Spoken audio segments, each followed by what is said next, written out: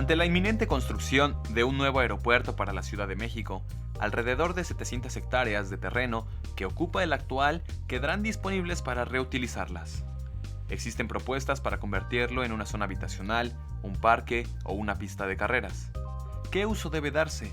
¿Cuáles son las implicaciones? De esto hablaremos hoy en Desde el Campus. Pues ahí está el tema, aquí está María Marván y pues vamos a entrarle, María, porque sí es un tema importante, además por donde está ubicado, ¿no? Me parece un tema fundamental, me parece que una ciudad como la Ciudad de México, tan saturada, que de pronto recobra 710, 740 hectáreas, he leído los dos datos, me parece fundamental que pensemos bien como sociedad qué queremos hacer con ella. Hasta ahora lo que yo he leído son proyectos como muy excluyentes, o un parque, o una zona habitacional, o una zona comercial. Yo creo que 700, o una zona de reserva ecológica, yo creo que 740 hectáreas alcanzan para todo. Para varias cosas. Y para todos, que es lo que me parece más importante. A ver, primer punto, nada más para aclarar en la discusión. No vamos a discutir ahora sobre la pertinencia, características y viabilidad del nuevo aeropuerto, ¿no? Ese es un tema importante, hay una discusión alrededor de si es el mejor lugar para hacerlo, ¿no? Pero eso lo dejamos de lado. Nos vamos a centrar, o nos estamos centrando en ese espacio físico que va a quedar liberado una vez que el aeropuerto se mude. Exacto, partimos de que en 5 años esta ciudad recobra 740 hectáreas y que tenemos que decidir, y digo tenemos porque es toda la sociedad, qué hacer con ellas. Primera pregunta, no sé si lo sepas, yo no lo sé, fíjate, lo aclaro, es ¿a quién le pertenecen? Es toda una discusión. Si es de la ciudad, si es de la ciudad, si es de la federación y qué se va a hacer con ello. Ahora, junto con la discusión de a quién le pertenece, hay que reconocer quién quiere que le pertenezca a quién. Es decir, hay una disputa desde ahora ya por el terreno y por el proyecto que ahí se pueda hacer. Entonces, primer dato, no sabemos a cuál de las dos dimensiones u órdenes de gobierno pertenece, pero es público, ¿eso sí? Es público y lo que es cierto, o sea, hasta donde he leído, sí. Y lo que es cierto es que me gustaría a mí plantearlo de otra manera. Nos pertenece a los ciudadanos. Es decir, el proyecto que ahí se haga nos va a afectar a todos. En primer lugar, a todos los que ahorita viven alrededor del aeropuerto. Creo yo que sería un grave error pensar en, por ejemplo, hagamos un solo parque. 740 hectáreas, para que nos demos una idea, es el doble de Chapultepec en su primera, segunda y tercera sección. Todo eso de parque, si no lo habilitamos con cosas que sean atractivas para los seres humanos de esta ciudad, lo que vamos a tener va a ser un desierto de árboles. Lo que vamos a tener es un nido de delincuencia.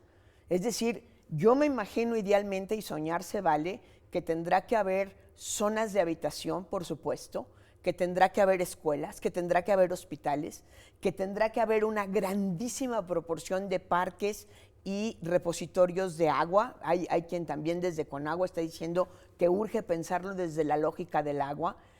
Lo que creo que es muy importante es que si no tenemos un proyecto incluyente, podemos tener un foco de desastre ecológico y sociológico en la ciudad. Y creo que eso tenemos que estar muy conscientes. A ver, me gustan todos los puntos. El primero no lo dijiste así, pero de alguna manera, perdón, lo que describes es una suerte de mini ciudad ideal. Claro. ¿No? Es un poco lo dices decir, a ver, hagamos de ahí. Conectada a la ciudad, no cerrada. Claro, ese es el otro dato. Sí. Has insistido una y otra vez en que es de todos, en que tiene que ser incluyente, en que debemos de caber todos ahí. ¿Cómo garantizar eso? Porque yo ya me imagino, y no es un prejuicio solo hacia ese sector económico, pero a los desarrolladores imaginando ahora cómo apropiarse del terreno, cómo edificar y cómo vender y cómo privatizar en esa lógica el asunto. Mira, yo creo que hay que incluir a los desarrolladores. Okay. Lo que pasa es que hay que incluirlos en una lógica de un proyecto que haga sentido.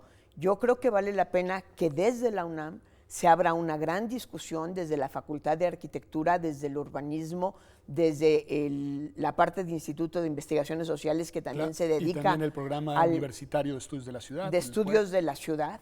Creo que tenemos que participar todos justamente porque los grandes errores de los urbanistas los cargan las sociedades por el resto de la vida.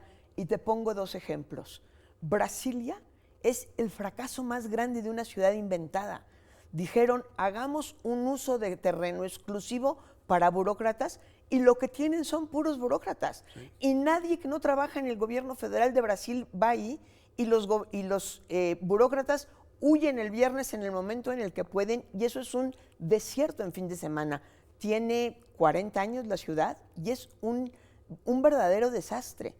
Otro ejemplo de una mala decisión urbana, cómo permanece, y es el famoso metro de Los Ángeles, que nunca se desarrolló porque con la licitación entraron las automotrices a la licitación y la redacción de la licitación decía que tenían la posibilidad de construir el metro, no la obligación de hacerlo. Y decidieron no hacerlo. Claro, porque vendían automóviles. Hasta hoy día, después de 70 años, no, 80, 90 años, no hay metro. Es impresionante porque cómo una decisión de política pública puede tener tantas consecuencias y determinar las dinámicas sociales. Y además, decía yo, y me gustaría escuchar tu opinión de eso, María, que es la ubicación geográfica dentro del mapa de la ciudad de este terreno es particularmente relevante. Y lo creo porque te permite un polo de desarrollo en un área que gira hoy alrededor de lo que es un aeropuerto que va a dejar de existir.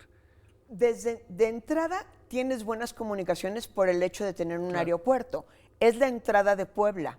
Está cerquitita del centro, no lo imaginamos, pero está, sí, no está muy cerca del Zócalo, está pegadito a otro de los grandes desastres de desarrollo de política urbana de este país, que es la ubicación de la Cámara de Diputados. Ese fue un proyecto fallido, se trataba de rehacer ese barrio, y en realidad la Cámara de Diputados es un búnker cerrado al que los diputados llegan, ahí dentro comen, ni siquiera se han desarrollado restaurancitos, es realmente un proyecto fallido.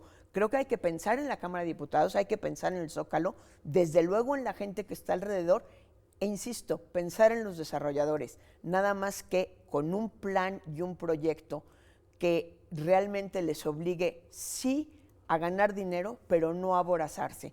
No podemos tener ni una selva de edificios como es Santa Fe, ni una villa rotoplas como son las unidades de Infonavit.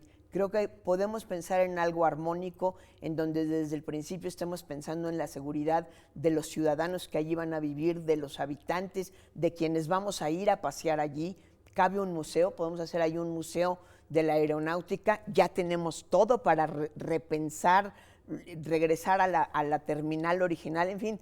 A mí me gusta soñar y creo que de verdad es un espacio en donde debemos de ponernos las pilas para hacer las cosas bien hechas. Pues María, muchísimas gracias. Además, has dado muestra de esa beta sociopolitológica que te caracteriza y con la que miras el mundo, y en verdad me parece muy importante el tema que traes y me parece muy sugerente las premisas que indicas para orientar las decisiones de política pública en esta área. Este es tu espacio, Observatorio desde el campus, y estoy seguro que nos vamos a ir viendo por acá. Entonces, gracias de nuevo, María, y gracias a usted por acompañarnos. Este ha sido, digamos, el cierre del programa. Vamos únicamente a un corte para volver a unas conclusiones sobre nuestra sección del día de hoy del tema de astronomía. Ya volvemos.